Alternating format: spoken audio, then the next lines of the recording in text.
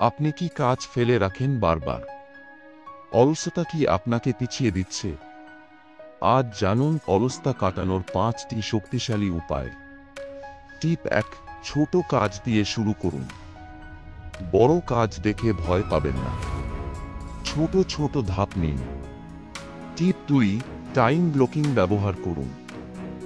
সময়কে ভাগ করে নিন। 25 মিনিট কাজ, 5 মিনিট বিরতি। টিপ 3, বিভ্রান্তি দূর করুন। মোবাইল সাইলেন্ট করুন, মনোযোগ ধরে রাখুন।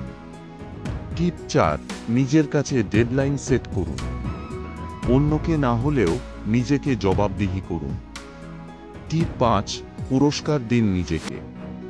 কাজ শেষ হলে ছোট্ট পুরস্কার দিন, একটা কফি বা প্রিয় গান। অলসতা কাটানো সহজ যদি আপনি শুরু করেন এখন। মনে রাখবেন, আজকের কাজ কাল নয়।